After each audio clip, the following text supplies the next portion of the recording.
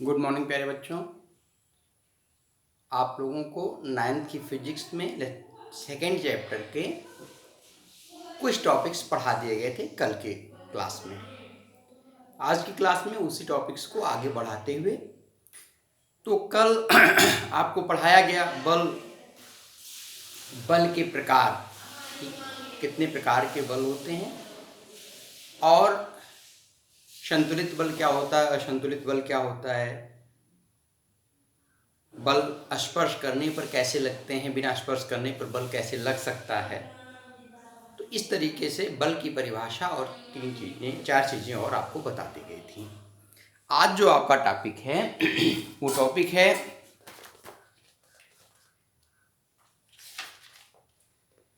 Newton के गति के नियम। आपका टॉपिक है न्यूटन के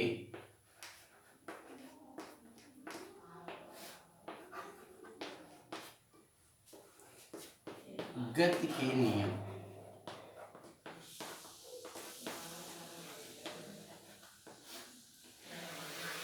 न्यूटन के गति के नियम। अब न्यूटन के गति के नियम क्या होते हैं? न्यूटन ने गति संबंधी 3 नियम प्रस्तुत किए जिन्हें न्यूटन के गति का नियम कहा जाता है।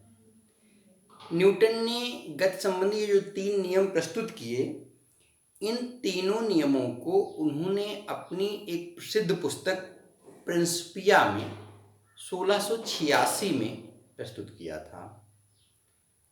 ये जो न्यूटन के गति विषयक नियम हैं, ये यांत्रिकी के, खगोल विज्ञान के मूल जड़ माने जाते हैं। यानी कि इनके आधार पर ही यांत्रिकी की सभी घटनाओं की व्याख्या होती है, इनके आधार पर खगोल विज्ञान की सभी घटनाओं की व्याख्या होती है। तो ये भौतिक विज्ञान का जड़ माना जाता है और इससे तमाम समस्याओं का अध्ययन किया जाता है। खगोल विज्ञान में तमाम बातों की पूर्व में घोषणा की जाती है जो बाद में तथ्यों के आधार पर सत्य निकलती है। तो न्यूटन के जो गति विषयक नियम हैं, इसको इन्होंने अपनी पुस्तक में लिखा, प्रिंसिपिया नाम की पुस्तक में लिपिबद्ध किया। प्रिंसिपिया नाम की पुस्तक में लिखा। तो इस प्रिंसिपिया नाम की पुस्तक को जो 1686 में छपी, तो आप एक नॉलेज की बात रख लीजिए कि 1686 में न्यूटन ने प्रिंसिपिया PRINCIPIA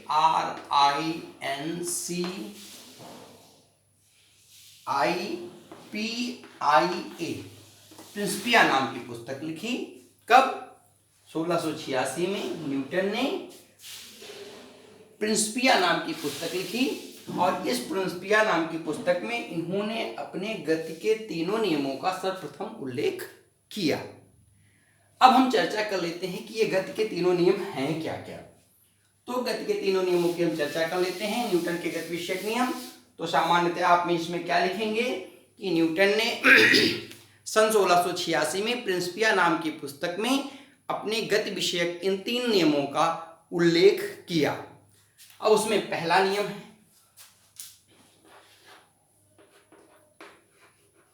न्यूटन का गति विषयक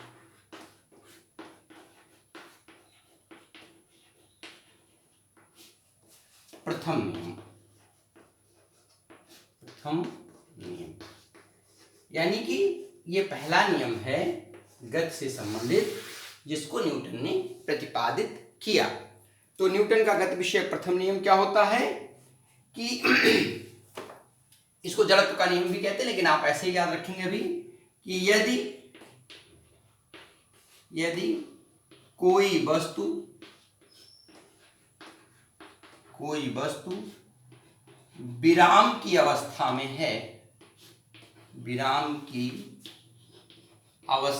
है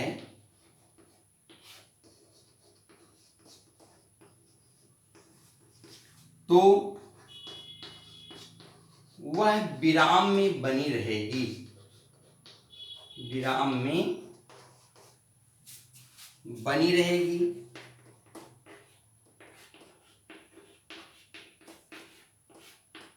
यदि गतिशील अवस्था में है, गतिशील अवस्था में है,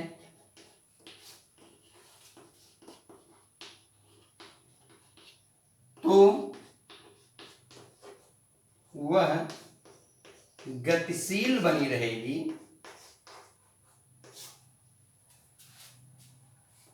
बनी रहेगी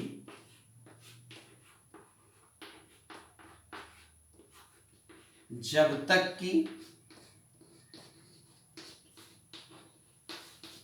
उस पर कोई बाह्य बल ना लगाया जाए।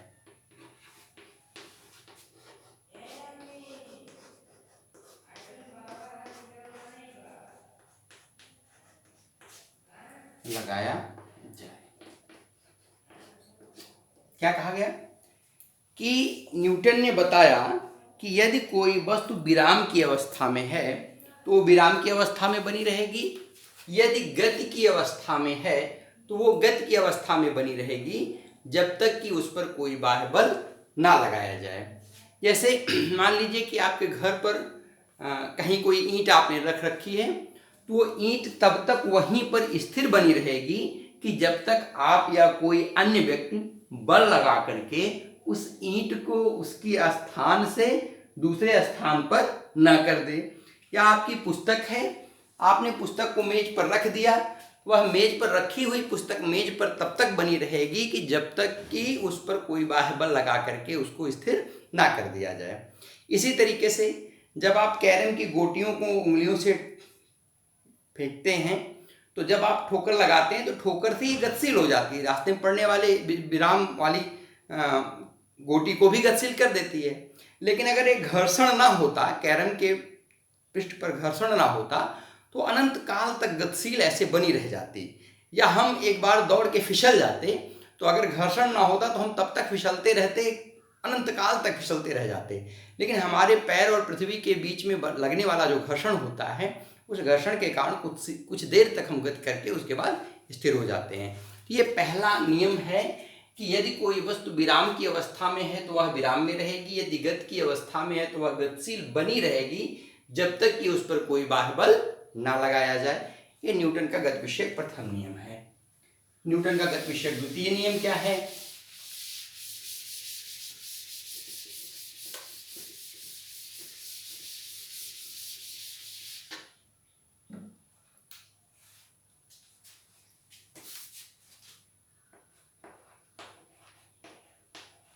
न्यूटन का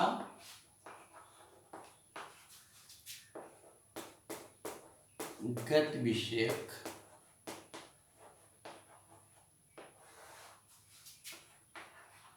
द्वितीय नियम।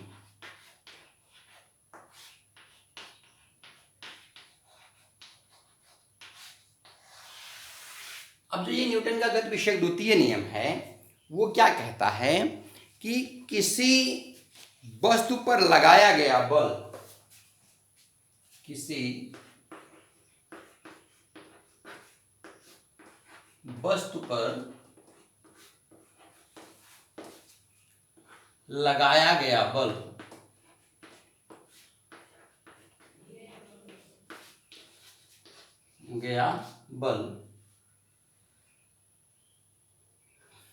किसी वस्तु पर लगाया गया बल वस्तु के द्रव्यमान तथा वस्तु में बल की दिशा में उत्पन्न त्वरण, वस्तु के द्रव्यमान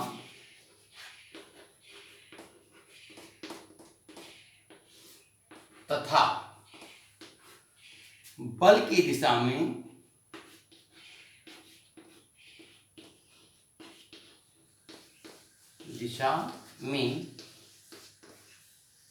उत्पन्न त्वरण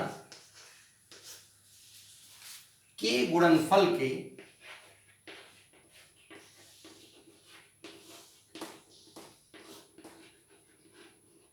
गुणनफल के अनुक्रमानुपाती होती है, अनुक्रमानुपाती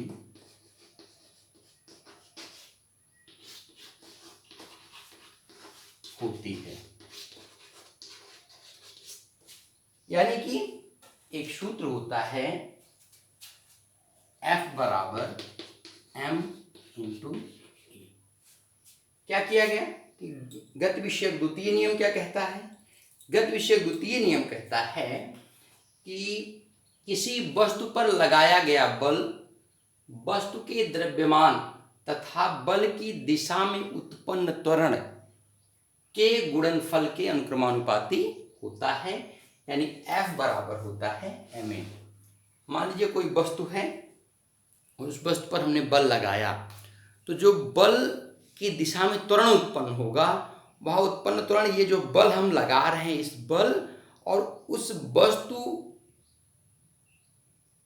मतलब ये बल की दिशा में जो त्वरण उत्पन्न होगा स्मॉल a, और जो वस्तु का ये द्रव्यमान होगा m, इन दोनों के गुणनफल के अनुक्रमानुपाती होगा या बराबर होगा। वैसे कहा अनुक्रमानुपाती ही जाता है कि F is proportional to m into A. बाद में सिद्ध किया जाता है कि यहाँ जो नियतांक होता है वो 1 हो जाता है। इसमें न्यूटन का गति विषयक द्वितीय नियम स्पष्ट हो जाता है। और न्यूटन का गति विषयक तृतीय नियम जो सबसे इंपॉर्टेंट नियम है, उसको आप देख लीजिए।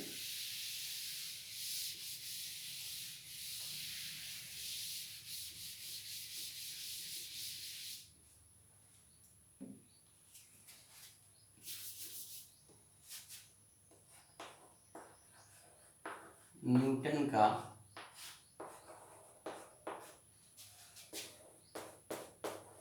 गति विषयक तृतीय नियम। तृतीय नियम क्या होता है? इस नियम को हम क्रिया प्रतिक्रिया का नियम भी कहते हैं। क्या कहते हैं? इस नियम को हम क्रिया प्रतिक्रिया का नियम भी कहते हैं। तो क्या होता है कि प्रत्येक क्रिया के बराबर, प्रत्येक क्रिया के बराबर परंतु विपरीत दिशा में, विपरीत दिशा में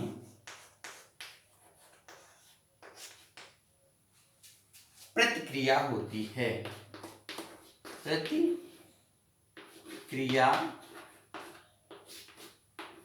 होती है। ये थर्ड लॉ है, बहुत इंपॉर्टेंट लॉ है।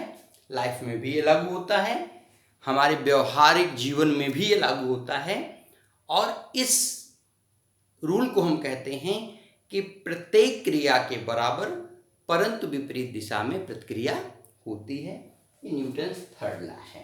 न्यूटन के थर्ड लॉ के अनुसार कहते हैं कि अगर कोई क्रिया आप कर रहे हो तो उस क्रिया के विपरीत दिशा में प्रतिक्रिया प्राप्त होती है। इसे क्रिया प्रतिक्रिया का नियम भी कहते हैं। अब जैसे व्यवहार में एक, मान लीजिए कि हमने एक दीवार है, ये दीवार है, इस दीवार में एक हुक लगा हुआ है। इस हुक के सहारे हम एक स्प्रिंग बैलेंस को लटका देते हैं। इस स्प्रिंग बैलेंस को लटकाने के बाद इसके जो हुक है, उस हुक में एक दूसरा स्प्रिंग बैलेंस लगा देते हैं, और इस स्प्रिंग बैलेंस का जो दूसरा वाला है, इसका दूसरा सिरा पकड़ करके हम अपनी तरफ खींचते हैं। तो जब हम स्प्रिंग बैलेंस लटकाते हैं, यहाँ लगाया, लगाने के बाद हमने दूसरे स्प्रिंग बैलेंस को लगाया और इस स्प्रिंग बैलेंस को पकड़ करके हाथ से हमने अपनी तरफ खींचा। अगर ये स्प्रिंग बैलेंस बताता है कि 2 न्यूटन का बल लग रहा है, तो इस वाले स्प्रिंग बैलेंस पर भी आपका 2 न्यूटन का ही बल दिखाई देगा। जबकि क्या किया आपने, तो खींचा इस स्प्रिंग बैलेंस को, लेकिन जितने बल से इस स्प्रिंग बैलेंस को आप अपनी तरफ खींच रहे हो, उतने ही बल से ये पहला वाला स्प्रिंग बैलेंस इस वाले स्प्रिंग बैलेंस को अपनी तरफ खींचता है। यानी कि प्रत्येक क्रिया के बराबर परंतु विपरीत दिशा में प्रतिक्रिया होती है, अगर इस बात को आपको प्रयोगशाला में सिद्ध करना हो तो प्रयोगशाला में सिद्ध करने के लिए सबसे सहज उपाय क्या होता है कि हम दो स्प्रिंग बैलेंस ले लेते हैं। स्प्रिंग बैलेंस का मतलब कमानीदार तुला। दो हम कमानीदार तुला ले लेते हैं। इन कमानीदार तुला में हम क्या करते हैं कि एक को स्थिर दीवार से हिंज कर देते हैं, दूसरे वाले को इसके शीर्ष से बांध करके और इस पर बल लगाते हैं। तो हम देखते हैं कि जितने बल से हम इसको इधर खींचते हैं वो बल यहाँ दिखाई देगा, 2 न्यूटन का बल हुआ। तो 2 न्यूटन का बल हमने लगाया, लेकिन जितने बल से इसने इसको खींचा 2 न्यूटन से, उतने ही बल से इसने इसको खींच दिया 2 न्यूटन से। परिणाम क्या हो गया कि दोनों बैलेंस पे एक ही पाठ्यांक 2 न्यूटन का आता है। यह क्या कहलाता है कि प्रत्येक क्रिया के बराबर परंतु विपरीत दिशा में प्रतिक्रिया होती है। तो क्या आज आपने पढ़ा? आज आपको पढ़ाया गया कि न्यूटन के गति विषयक नियम। तो न्यूटन के गति विषयक नियम क्या हैं? सन 1886 में न्यूटन ने प्रिंसिपिया नाम की पुस्तक में गति विषयक नियमों को लिपिबद्ध किया, उल्लेख किया, लिखा। इसके आधार पर यांत्रिकी जो एक शाखा है भौतिक विज्ञान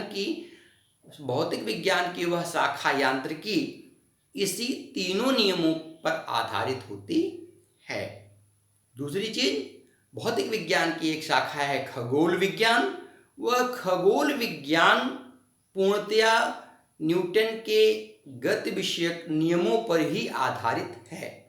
अगर हम इन नियमों के आधार पर कुछ खगोलीय परिघटनाओं के बारे में भविष्यवाणी करते हैं तो आगे चल कर के वो भविष्यवाणियां सत्य पाई जाती हैं। तो न्यूटन के जो तीनों नियम हैं वो क्या क्या हैं? पहला नियम है न्यूटन का गति विषयक नियम। उसने बताया कि यदि कोई वस्तु विराम की अवस्था में है तो वह विराम में बनी रहेगी, यदि गति की अवस्था में है तो वह गतिशील बनी रहेगी जब तक कि उस वस्तु पर कोई बाह्य बल न लगाया जाए। उदाहरण के लिए आपको बताया कि अगर आप मेज पर कोई किताब छोड़ देते हैं तो वो तब तक स्थिर बनी रहती है जब तक कोई बल लगा करके उसको उस जगह से हटाता नहीं है। या कोई वस्तु सरकती हुई आ रही है तो बल लगाने पर ही वो रुकेगी। अगर घर्षण ना होता, पृथ्वी और उसके तल के बीच में घर्षण होने के नाते वो कुछ देर गति करने के बाद रुक जाती है। न्यूटन का गति विषयक द्वितीय नियम क्या है कि किसी वस्तु पर लगाया गया बल F उस वस्तु में बल की दिशा में उत्पन्न हुए त्वरण A और वस्तु के द्रव्यमान m के गुणनफल के अनुक्रमानुपाती होती है, अर्थात F is proportional to ma। तीसरी चीज इन्होंने क्या बताया? तीसरा नियम जो सबसे इंपॉर्टेंट नियम है इनका, वह क्रिया प्रतिक्रिया का नियम होता है। क्रिया प्रतिक्रिया का नियम क्या होता है कि प्रत्येक क्रिया के बराबर परंतु विपरीत दिशा में प्रतिक्रिया होती है। प्रत्येक क्रिया के बराबर परंतु विपरीत दिशा में प्रतिक्रिया होती है। प्रयोगशाला में आपको सिद्ध करने के लिए बता दिया गया कि 2 कमानीदार तुला लेकर के आप प्रयोगशाला में सिद्ध कर सकते हो। अब व्यवहारिक जीवन में क्या होगा? मान लो 1 मिनट के लिए आप गांव में जा रहे हो और तब तक कोई आपका काका मिला।